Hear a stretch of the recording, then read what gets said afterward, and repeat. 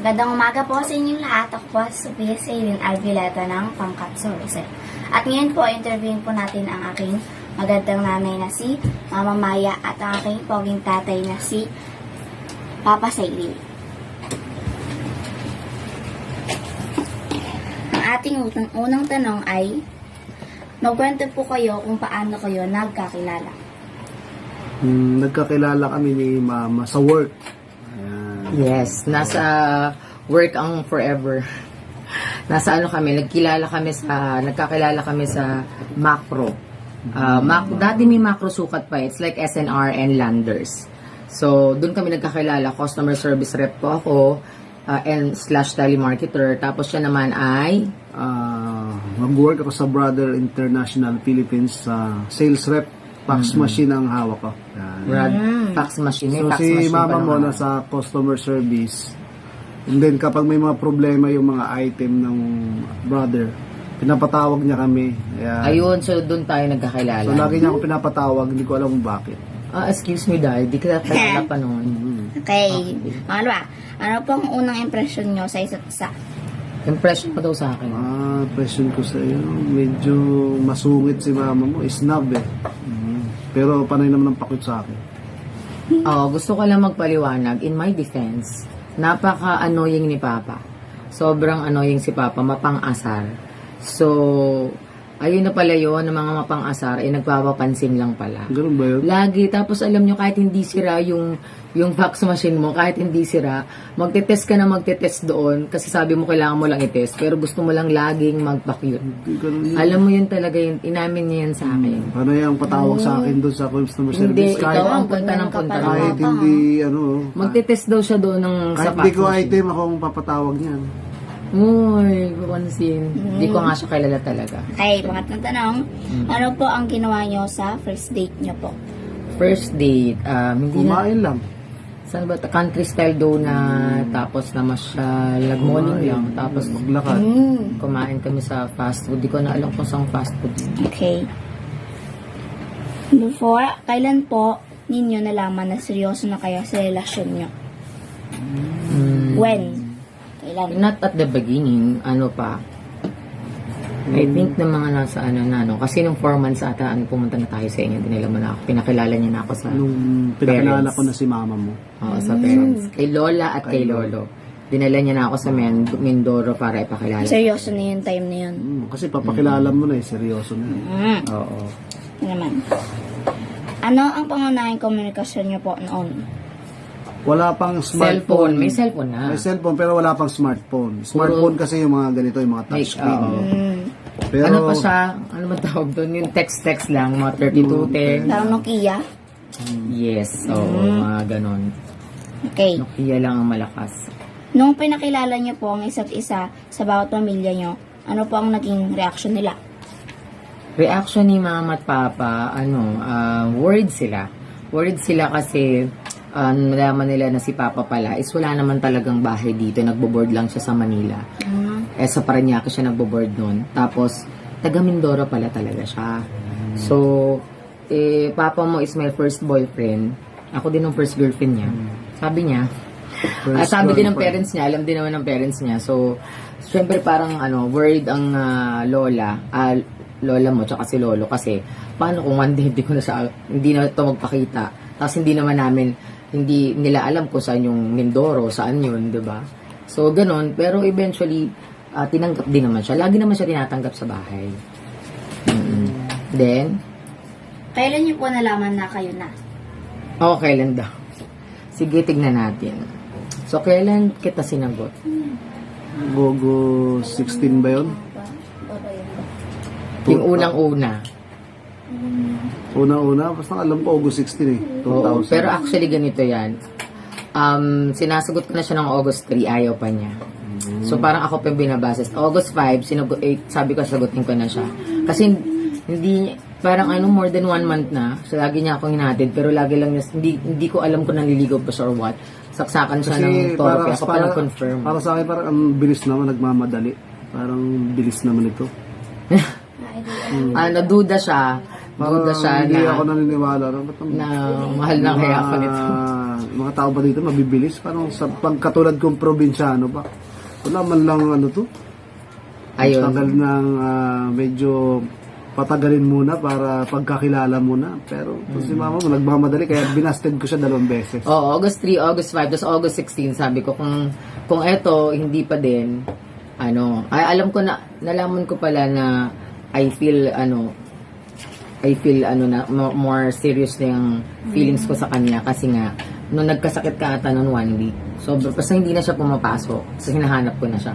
Tapos nag-worry ako dahil sobra daw siyang nilalagnat ng sobrang taas. Tapos alam ko wala siya kasama sa boarding house. So, ayun. So, I think sabi ko, I must really love this person na. Ayun. Okay, number 10. Ano po ang maipapayo nyo sa mga mag-asawa at mag-aasawa pa lang? Sa akin, don't rush. Huwag magmadali. Huwag magmadali. Kasi pag minamadali mo ang isang bagay, medyo merong pag dumadaan sa proseso, may dumadating yung time na hilaw. Kailangan hinog muna. Hinog na kayo. Sa pamilya kasi pag sinabing pamilya, Pagpapamilya. hindi pwedeng pag ayaw mo na. Di ba? Hindi pwedeng ayun sinasabi na pag kumain ka ng kanin at nainitan ka, iluluwa mo. Hindi ganun yun. At napasok. Oo, napasok ka, iluluwa mo. Iba ang pag-aasawa. Pag nag-asawa ka na, marami ka ng bagay na hindi pwedeng gawin. Pag asawa, focus ka na lang sa pamilya mo. Kasi minsan may mga tao nag-asawa, saka pa nagbuhay binata at dalaga. So, napabayaan na ng anak. Sino kawawa? Yung mga anak. So, mag-iisip muna kayo ng 10 beses bago kayo mag-decide na maglumagay sa tahimik. Lalo-lalo na kung hindi kayo financially stable, hindi emotionally stable. Kailangan balance yan physically stable. Yan. Magkakasama yan na dapat ang maging sentro ng pag-aasawa nyo si Lord, lagi ang nasa gitna. Kasi ang bawat mag-asawa mayroong mga kahinaan. Kasi pag nag-asawa ka, pati yung mga ayaw mo sa asawa mo, kailangan tanggapin mo. You have to deal with it. Marriage is a commitment. And kapag hindi kasi kayo ready, kasi kami sa case namin, nagmamadali na kami kumuha ng apartment. Pareho kami panganay So panganay siya sa kanila, panganay ako sa family ko. At tapos may mga trabaho na kami. Hindi na rin namin nakikita na meron pa kaming iba pang gusto pang maging girlfriend o boyfriend. Sabi natin, since gusto na naman natin na tayo na talaga together, kukuha na kami ng gusto na namin na mag-solo. Kaya kasi namin kumuha ng apartment. Kami magbayad doon and everything. So, we're excited to make our own decisions. And, tapos umuwi pa kasi siya sa Mindoro noon So, hindi na naman kailangan na maghiwalay. So, hindi na kami kailangan na papunta-punta siya sa province o uwi dito, tapos mag-board pa rin siya. So, since I'm old enough na at that time, okay, pinayagan naman ako ng parents ko na magkumuha na ng sariling apartment. Okay?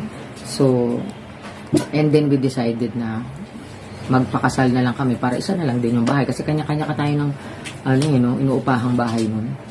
So, yun. So, whatever decision, lahat pala ng magiging decision yung mag-asawa, magsasuffer ang anak ninyo. So, kung hindi kayo financially ready, and hindi kayo emotionally ready, spiritually ready rin napaka-importante nito. Kasi kaya lang naman kami, okay na, good na kami na maging mag-asawa kami. Kasi pareho naman na kaming Christian. At that time na kami naging mag-boyfriend, alam namin na Christian kami. So, alam na namin, pareho na kaming believers. Okay? So, and that's also the reason na hindi na namin gusto na mag-prolong pa. Diba? Yung aming engagement o pagiging boyfriend, girlfriend, ganyan. Unang-una kasi kaya na rin namin na bumukod.